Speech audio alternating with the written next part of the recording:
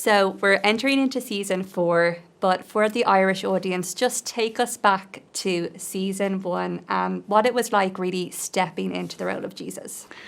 It was quite sensational in that, there was nothing like it that I'd ever done before. And the excitement of sort of getting the band together initially, getting the initial disciples, the calling of the initial disciples, for me, it was just an exciting time to kick off this whole journey. And then entering into season 4, what side of Jesus are we going to see, and what has that process been like for you? I think we're going to see a lot more of the man of sorrows. We're going to see a lot more of the pain that he endures as he gets closer to the cross. And that's kind of generated by people from all different, areas of his life. His own disciples, there's infighting, there's tension, there's the religious authorities, there's the Roman authorities. So I think, and then there's, of course, the inevitability of what's to come in the story time in just a few weeks' time. So I think all of that tends to build pretty quickly in season 4. Yeah, and then just in terms of you personally, is there pressure or responsibility, or does it just feel like a privilege? I think all of the above. I feel less pressure now than I did initially. I feel that I've settled into this place that God has kind of carved out for me to tell this story and to play this character. And it's been a privilege from the beginning, and will be a privilege long after I finish the series.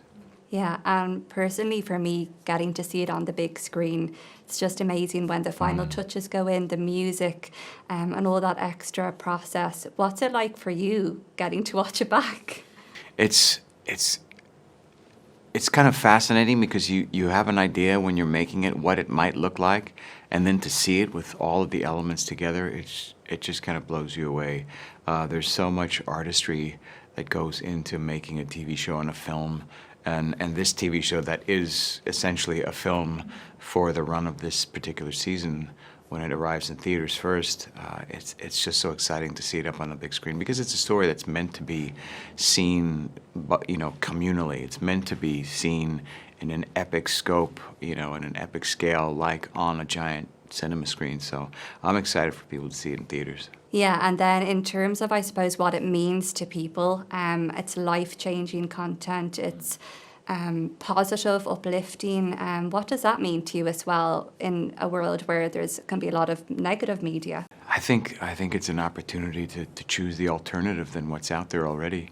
I think people are, especially with what's going on in the world and the state of the world today, people need examples of hope, stories of hope and encouragement, and Jesus is the ultimate hope and encouragement. And so I think to kind of be able to find well-told stories that are captivating and compelling, I think give people courage and encouragement. And finally, you have Irish roots, I believe. Is County Monaghan correct? Please just give us a little insight as to that, because we have to ask. My mother's from Monaghan, yeah, and so I have a passport, my Irish passport as well. So, I'm proud to be a part of the Irish heritage. And have you been to Ireland before? Oh, yeah, I have, yeah. It's been a couple of years now. The last time I was there, I was playing with a bar band, and we traveled around the Midlands and Dublin and a few other places. But, I had it on my list to head over there last year, and some complications came up, and so I'm hoping, God willing, next year, or maybe later this year, I hope to get back there. Super. Well, in the meantime, we'll see you on the big screen in Ireland. Thank you so much. Thank you.